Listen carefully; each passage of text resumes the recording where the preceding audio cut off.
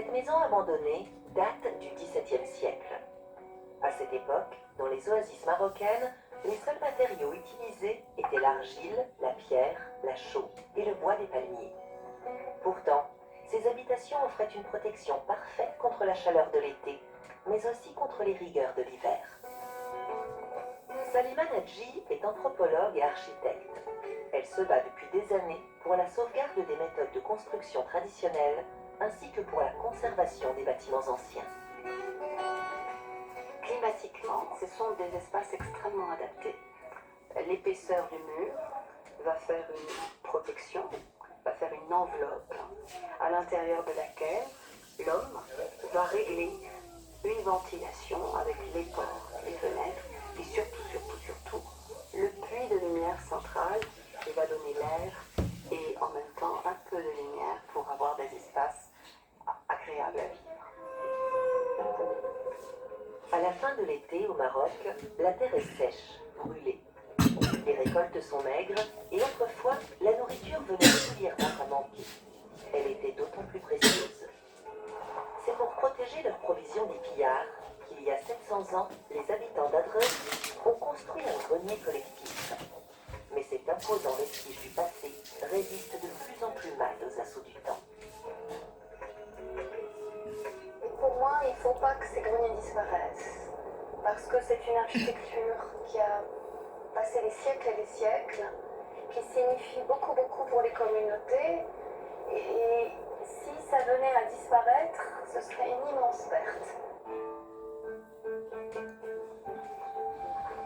La construction de ce grenier a probablement débuté au XIIIe siècle. Puis, au fil du temps, différents travaux d'agrandissement ont été réalisés. Chacune des familles du village disposait d'une pièce pour entreposer sa réserve de blé, de dattes, d'huile et de miel. Pour ces ingénieux concepteurs, le défi consistait à faire circuler l'air afin de maintenir une atmosphère tempérée. Une fois que le vent est canalisé, pour pas être ni trop fort ni trop mou, eh bien on a les cheminées. Ces cheminées, ce sont des cheminées qui donnent des points de lumière dans le chemin du grenier, mais ce sont aussi des cheminées qui vont donner des appels d'air. Et ce sont ces appels d'air qui sont les plus importants pour la climatisation. L'entretien du grenier était une tâche collective qui tissait un véritable lien social.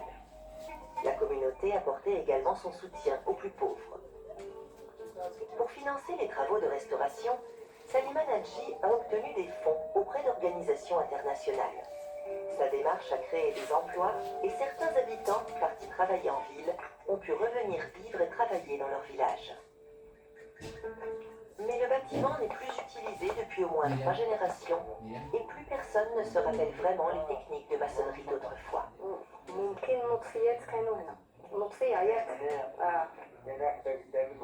Comme c'est un plan extrêmement empirique, où les gens ont amené pour chaque génération une amélioration de la génération qui est passée, en effet, en général, c'est très savant et c'est quasi une science. Un savoir-faire qui se perd, car dans le Maroc d'aujourd'hui, presque toutes les nouvelles constructions sont réalisées en béton, un matériau cher qui isole mal de la chaleur. Pour combattre cette évolution, Salima Nadji privilégie le bois et l'argile dans ses propres projets de construction. Comme ici, où elle construit un centre pour la promotion de l'artisanat d'art local. Salima Nadji a dû livrer bataille pour que la boutique soit réalisée en briques de terre cuite, car l'argile est considérée comme le matériau des pauvres. Pourtant, dans de nombreuses régions, il n'y a qu'à se baisser pour en trouver.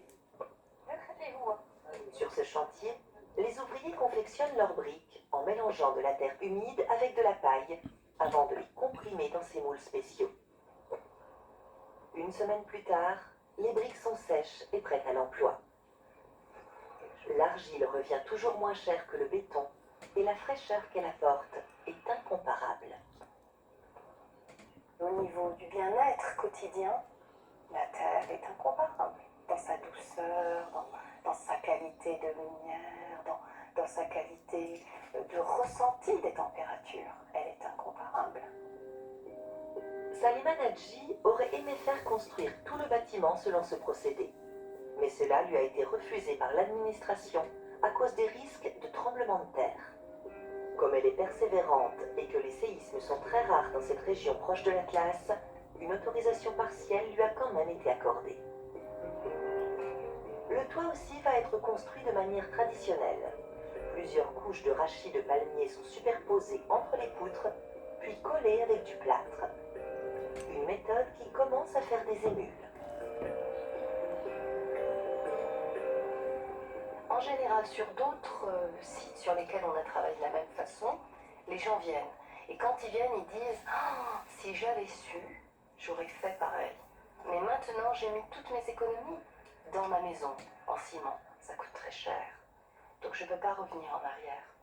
Je pense qu'il faut maintenant des années pour qu'on prenne conscience de ça et qu'on corrige. Il faut corriger cette approche. Salima Nadji espère parvenir à faire les deux, changer les mentalités et sauver un savoir-faire ancestral.